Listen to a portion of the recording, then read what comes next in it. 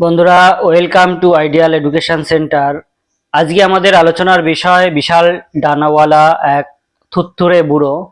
11 ক্লাসের নতুন সিলেবাস অনুসারে এই আন্তর্জাতিক গল্পটি তোমাদের সিলেবাসে রয়েছে, যেটি পুরনো সিলেবাসেও ছিল। যাই হোক, আজকের আলোচনা বিশাল ডানাওয়ালা এক থুত্তুরে বুড়ো, যার লেখক হচ্ছে লাতিন আমেরিকান সাহিত্যের কালজয়ী প্রতিভা গ্যাব্রিয়েল গার্সিয়া মার্কেস। আর এই বিশাল ডানাওয়ালা এক থুত্তুরে বুড়ো, যেটি আমরা 11 ক্লাসের সিলেবাসে পড়বো আর কি, সেটি বাংলায় অনুবাদ করেছেন মানবেন্দ্র বন্দ্যোপাধ্যায়। অর্থাৎ এর মূল গল্পের লেখক হচ্ছে গ্যাব্রিয়েল গার্সিয়া মার্কেস, যার বাড়ি হচ্ছে লাতিন আমেরিকার কলম্বিয়ায়, এবং যিনি এই গল্পটি বাংলায় অনুবাদ করেছেন, মানে ট্রান্সলেট করেছেন বা তর্জমা করেছেন, তিনি হলেন মানবেন্দ্র বন্দ্যোপাধ্যায়। 1927 খ্রিস্টাব্দের 6ই মার্চ উত্তর কলম্বিয়ার আরাকাটাকা শহরে এই গাব্রিয়েল গার্সিয়া মার্কেস জন্মগ্রহণ করেন এবং ছোটবেলায় তিনি মামাবাড়িতে বড় হন, কারণ বাবা ফার্মাসিস্ট ছিলেন। বিভিন্ন জায়গায় ঘুরে ঘুরে তাকে কাজ করতে হতো বলে মামাবাড়িতে তিনি ছিলেন, এবং মামা বাড়িতে থাকা অবস্থায় তিনি তার দিদার কাছ থেকে বিভিন্ন ভৌতিক এবং জাদুবিদ্যার গল্প ছোটবেলা থেকেই শুনেছেন, এবং তাদের বাড়িতেও বিভিন্ন ভৌতিক এবং জাদুবিদ্যার বইয়ে ভরা ছিল, যার জন্য ছোটবেলা থেকেই গাব্রিয়েল গার্সিয়া মার্কেসের মধ্যে এক জাদুবিদ্যা কাজ করেছিল। তাই পরবর্তীকালে তার লেখার মধ্যে এগুলো ফুটে উঠেছে, এবং তাকে গদ্য সাহিত্যের ম্যাজিক রিয়েলিজম ধারার প্রবক্তাও বলা হয়ে থাকে, অর্থাৎ জাদু বাস্তবতার জনকও তাকে বলা হয়ে থাকে। যাই হোক, এই মহান লেখক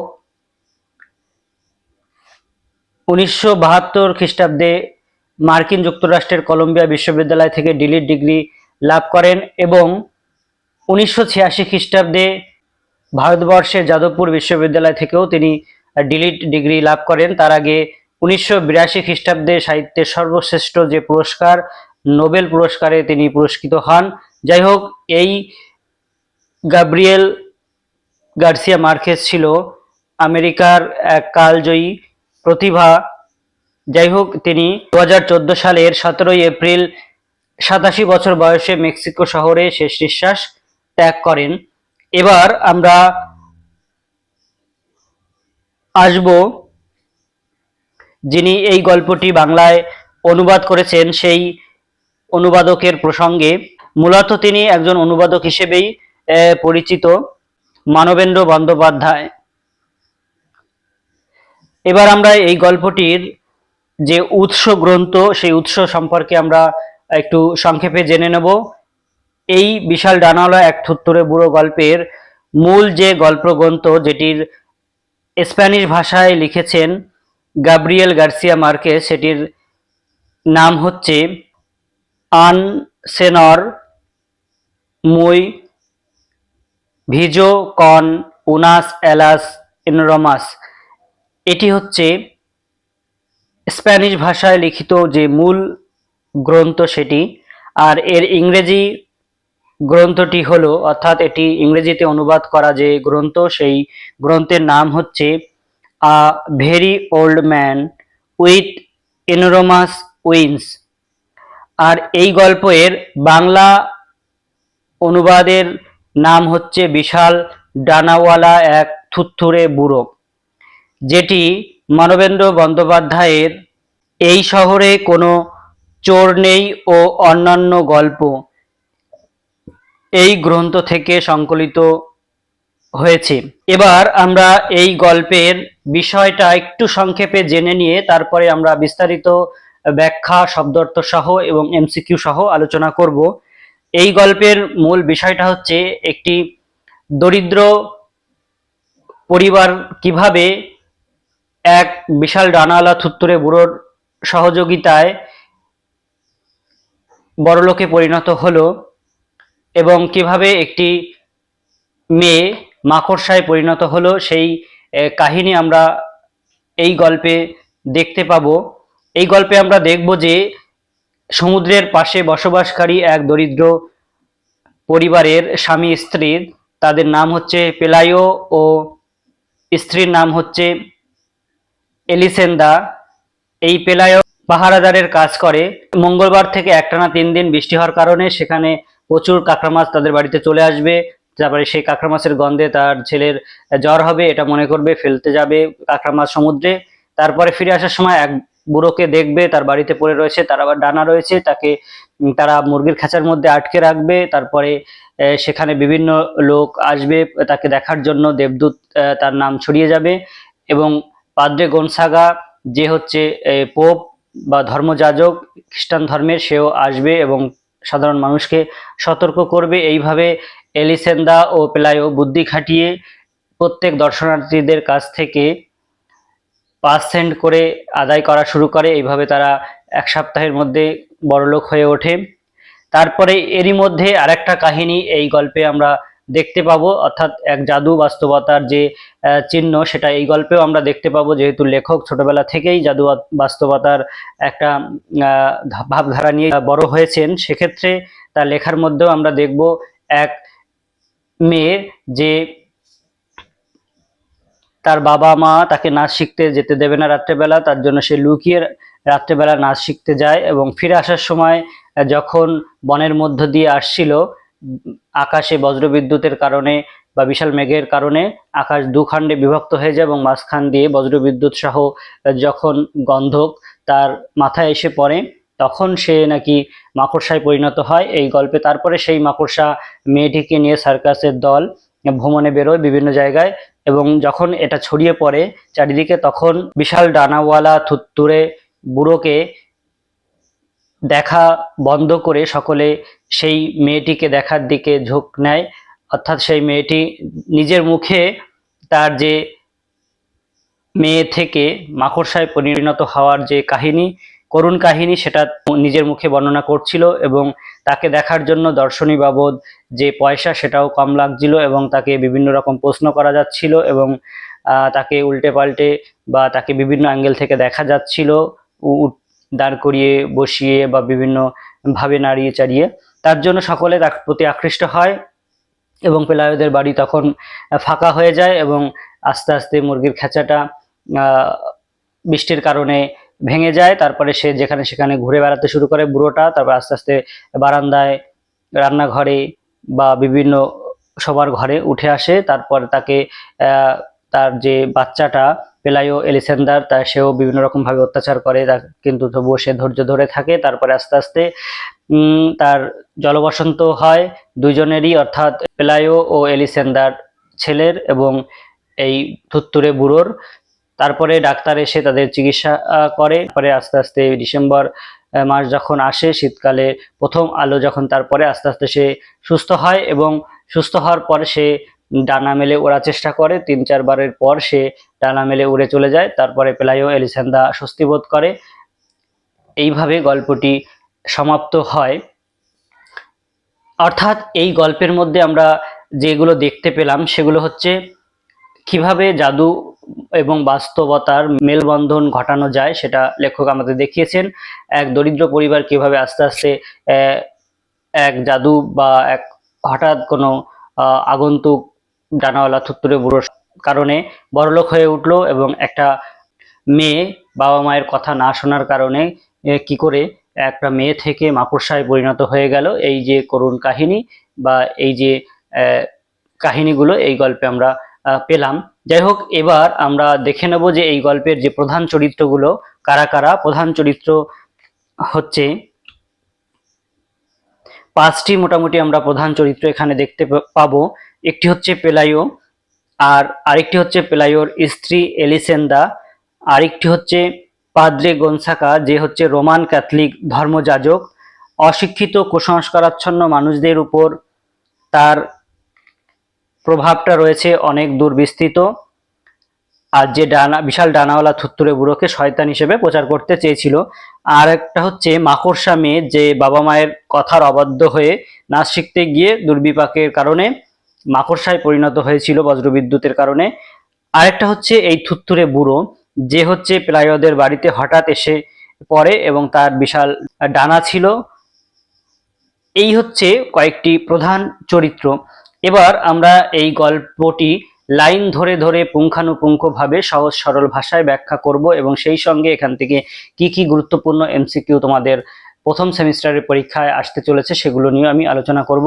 তাই বন্ধুরা, ভিডিওটি একটু স্কিপ না করে সম্পূর্ণরূপে তোমরা দেখো এবং চ্যানেলটি যদি সাবস্ক্রাইব না করে থাকো তাহলে এখনই তোমরা চ্যানেলটিকে সাবস্ক্রাইব করে রাখো এবং একটি লাইক এখনই করে দাও।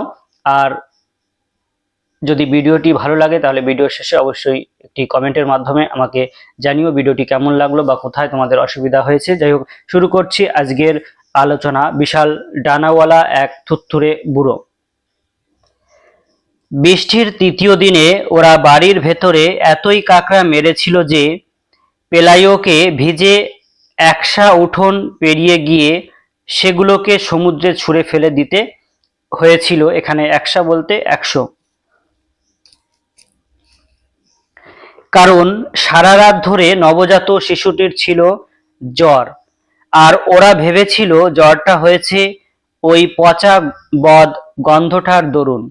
অর্থাৎ 3 দিন ধরে একটানা বৃষ্টি হওয়ার কারণে সমুদ্র তীরবর্তী যেহেতু অঞ্চলে এরা বসবাস করত, তাই প্রচুর কাঁকড়া, সমুদ্রের কাঁকড়া তাদের বাড়িতে এবং উঠানে তারপরে বারান্দায় চলে আসে এবং সেগুলো আস্তে আস্তে মরতে শুরু করে এবং তারা মারতেও থাকে। এইভাবে তার যে পচা একটা গন্ধ হয় তার কারণে নাকি তাদের বাচ্চার জ্বর এসে যায়। মঙ্গলবার থেকেই সারা জগৎ কেমন বিষণ্ণ হয়ে আছে।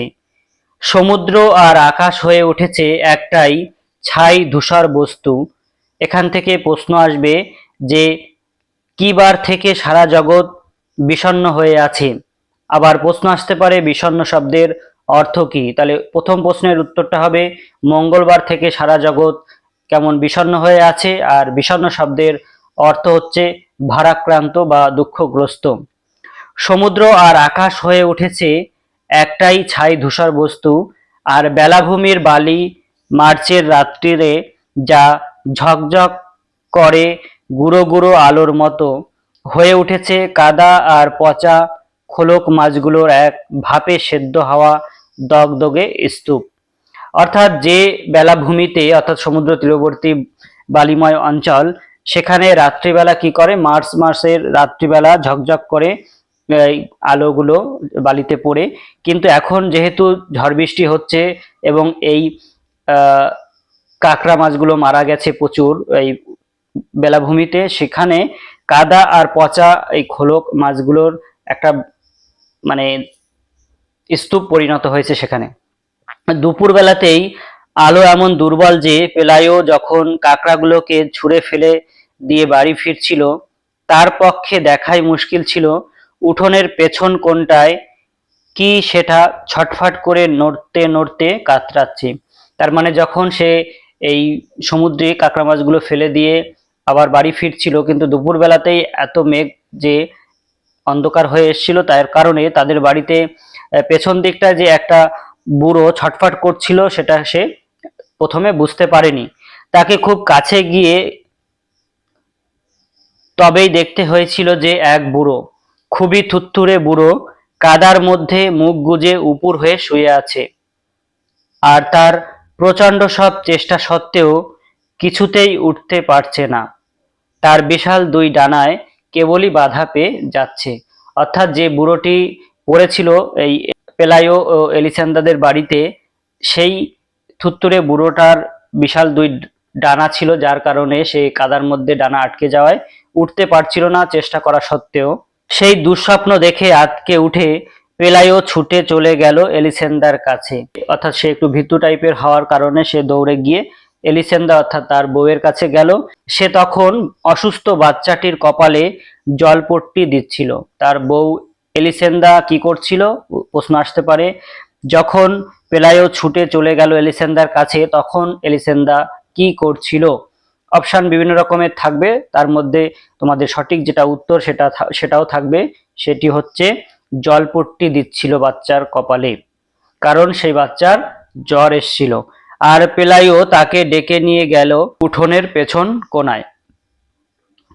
পড়ে থাকা শরীরটার দিকে তাকিয়ে তারা কেমন হতভম্ব হয়ে চুপচাপ দাঁড়িয়ে রইল। অর্থাৎ পড়ে থাকা যে শরীরটা, অর্থাৎ যে বৃদ্ধ বুড়ো লোকটার যে শরীর, সেটা দেখে তারা প্রথমে হতভম্ব হয়ে চুপচাপ দাঁড়িয়ে ছিল। এখান থেকেও প্রশ্ন আসতে পারে যে প্রথমে তারা কিভাবে ছিল। উত্তরটা হবে হতভম্ব এবং চুপচাপ দাঁড়িয়ে রইল। বুড়োর পরনে ন্যাকড়া নকরির পোশাক, খুবই গুরুত্বপূর্ণ এমসিকিউ এখান থেকে হতে পারে যে বুড়োর পরনে কি ছিল। বিভিন্ন রকম ভাবে পোশাকের নাম থাকবে, তার মধ্যে সঠিক উত্তর যেটা সেটা থাকবে ন্যাকড়া নকরির পোশাক।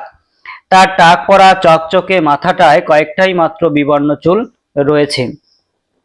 এটাও প্রশ্ন আকারে আসতে পারে এমসিকিউ যে তার টাক পরা চকচকে মাথাটায় যে চুলগুলো ছিল সেগুলোর রং কেমন ছিল। আরো ঘুরে আসতে পারে যে তার মাথাটা কেমন ছিল, টাক পরা মাথাটা কেমন করছিল, চকচকে, ঝকঝকে, নাকি খসখসে বা অদ্ভুত, বিভিন্ন রকম ভাবে অপশন থাকতে পারে। ফোকলা মুখটায় খুবই কম দাঁত, আর এককালে যদি বা তার কোনো জাকজমক থেকেও থাকতো, এখন এই ঝোড়ো কাকের প্রপিতামহের করুণ দশা সে জাকজমক একেবারে উধাও করে দিয়েছে। তাহলে এই লাইনটায় যেটা বলছে, অর্থাৎ প্রপিতামহ বলতে ঠাকুরদার বাবা কে বোঝানো হয়েছে। অর্থাৎ এই বুড়ো লোকটির এককালে যদিও বা সৌন্দর্য বা জাঁকজমক একটা ভাব ছিল, সেটা কিন্তু এখন এমন অবস্থায় এসে দাঁড়িয়েছে যে তার ঠাকুরদার বাবার মতন তার অবস্থা হয়ে গেছে। যদি বেঁচে থাকতো তাহলে সেরকম যেরকম দেখতে হতো সেরকম অবস্থা এই বুড়ো লোকটার হয়েছে আর কি, এখানে বলা হচ্ছে। আর অতিকায় শিকারী পাখির ডানা নোংরা, অর্ধেকটাই পালক খসা, চিরকালের মতো কাদায় জট পাকিয়ে গিয়েছে। ওরা তার দিকে এতক্ষণ ধরে খুব কাছের থেকে হাঁ করে তাকিয়েছিল যে পেলায়ো আর এলিসেন্দা খানিক বাদেই তাদের প্রথম চমকটা জয় করে নিলে। বরং শেষটায় একে বেশ চেনা চেনাই ঠেকলো। অর্থাৎ অনেকক্ষণ ধরে তাকানোর পরে তারা একে চেনা চেনাই মনে হলো, অর্থাৎ মানুষের মতোই মনে হলো। তখনই সাহস করে তার সঙ্গে কথা কইবার একটা চেষ্টা করলে তারা। আর উত্তরে সে খালাসিদের যেমন গলা ফাটিয়ে কথা বলার অভ্যেস থাকে, তেমনি রিনরিনে গলায় কি এক দুর্বোধ্য বলিতে জবাব দিলে। ওই কারণেই ওরা ডানা দুটোর ঝামেলা ঠামেলাকে বেমালুম কোনো পাত্তা না দিয়েই বেশ বুদ্ধিধারীদের মতোই এই সিদ্ধান্তে পৌঁছালো যে সে নিশ্চয়ই তুফানে উল্টে যাওয়া কোনো ভিনদেশী জাহাজের নিঃসঙ্গ ভরাডুবি নাবিক। অর্থাৎ এলিসেন্দা ও পেলায়ো এই সিদ্ধান্তে পৌঁছালো যে এ নিশ্চয়ই কোনো ভিনদেশী জাহাজের নিঃসঙ্গ এক নাবিক, যে এই ঝড় বৃষ্টির কারণে তার জাহাজ ডুবে গেছে এবং সে এখানে পড়ে রয়েছে।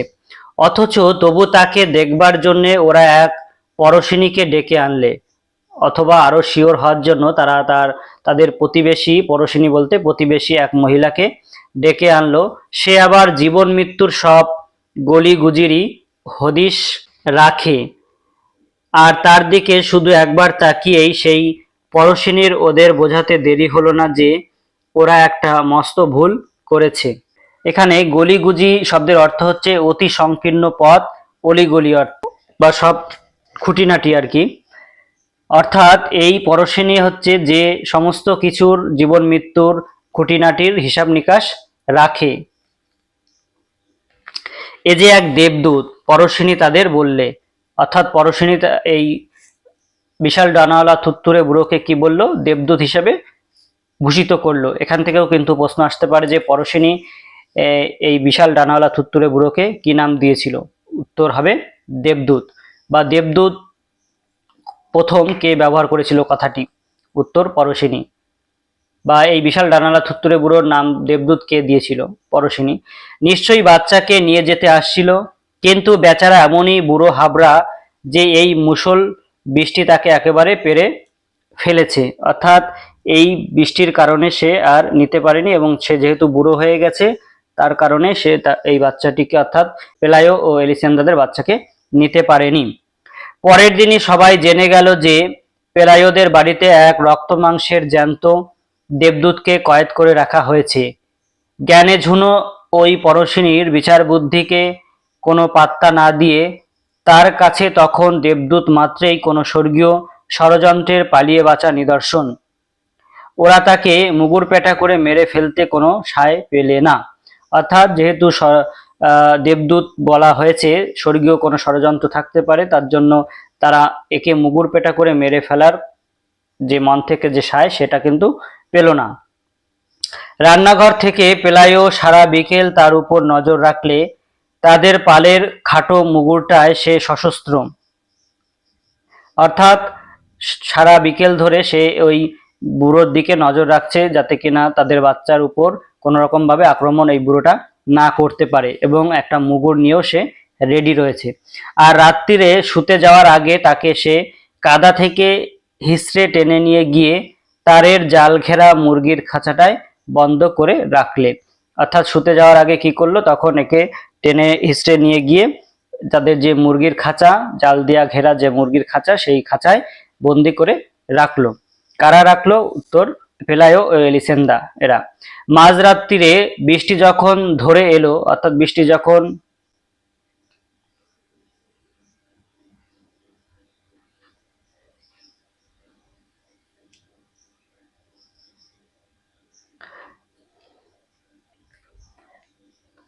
যখন আরো জোরে আসলো আর কি,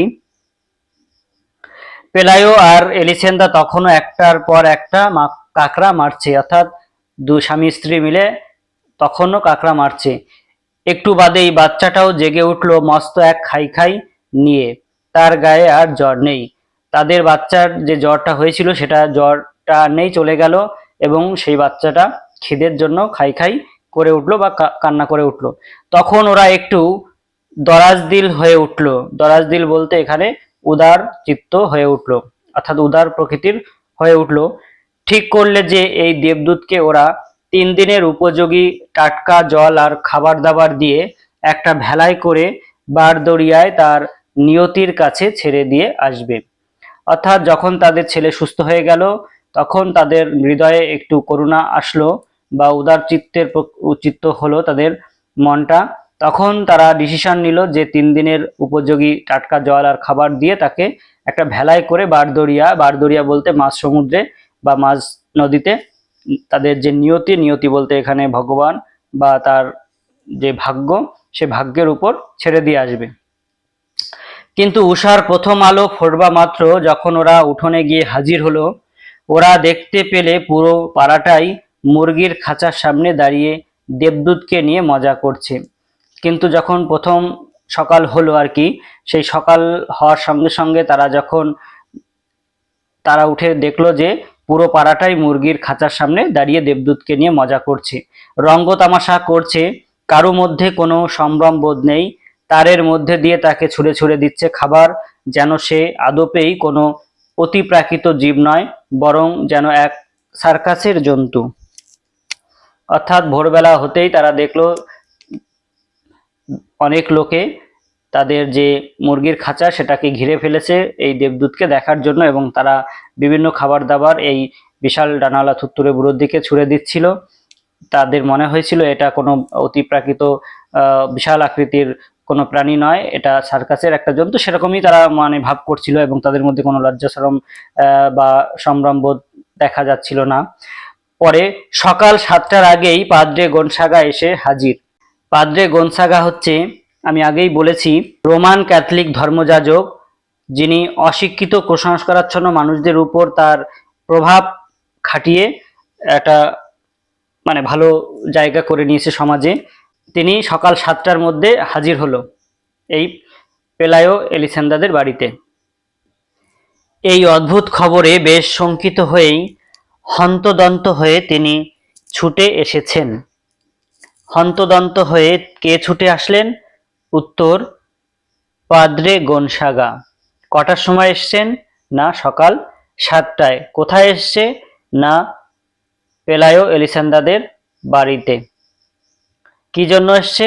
না ওই বিশাল ডানালা থুত্তুরে বুড়োকে যাচাই করতে। ততক্ষণে ভোরবেলাকার দর্শকদের মধ্যে তত রংবাজ নয় এমন দর্শকরা এসে হাজির। এখানে রংবাজ বলতে মস্তানের কথা বোঝানো হয়েছে আর কি, মস্তান নয়, সেরকম ধরনের দর্শকরা এসে হাজির হয়েছে। আর তারা বন্দির ভবিষ্যৎ নিয়ে নানা রকম জল্পনা কল্পনা করতে শুরু করে দিয়েছে। তাদের মধ্যে সবচেয়ে সরল লোকটা ভেবে ফেলেছেন যে একে সারা জগতের পুরপিতা নাম দেয়া উচিত। অর্থাৎ পুরপিতা নাম কে দিতে চেয়েছে? না, সবথেকে সরল যে লোকটি, সেই লোকটি। অপেক্ষাকৃত কঠিন হৃদয়ে লোকেদের মনে হলো একে এক পাঁচতারা সেনাপতির পদে উন্নীত করে দেয়া হোক, যাতে সে সব যুদ্ধ বিগ্রহই জিতিয়ে দিতে পারে। এখানে পাঁচতারা বলতে পাঁচ যে স্টার দেয়া হয়, অর্থাৎ উচ্চ পদস্থ সেনাপতি পদে তাকে উন্নীত করে দেয়া হোক। মানে শ্রেষ্ঠত্বের যে প্রতীক তাকে এই বিভিন্ন তারা দিয়ে চিহ্নিত করা হয়ে থাকে। একটি তারা থাকা থেকে দুটো তারা হচ্ছে আরো বেশি শ্রেষ্ঠ, তিনটি আরো বেশি, চারটি আরো বেশি, পাঁচটি আরো বেশি শ্রেষ্ঠত্ব, অর্থাৎ উঁচু পোস্ট। কিছু কিছু দূরদর্শীর মনে হলো তাকে দিয়ে যদি পৃথিবীতে কোনো ডানাওয়ালা জাতির জন্ম দেওয়ানো যায়, তবে সে জাতি হবে জ্ঞানে গুণে সবার সেরা, আর তারাই তখন বিশ্ব ব্রহ্মাণ্ডের দায়িত্ব নিয়ে নেবে। অর্থাৎ কিছু মানুষ মনে করলো যদি এই ডানাওয়ালাকে দিয়ে একটা ডানাওয়ালা জাতি সৃষ্টি করা যায় পৃথিবীতে, তাহলে তারাই জ্ঞানে গুণে সবার সেরা হবে, আর তারা তখন বিশ্ব ব্রহ্মাণ্ডের দায়িত্ব নিজেদের হাতে নেবে।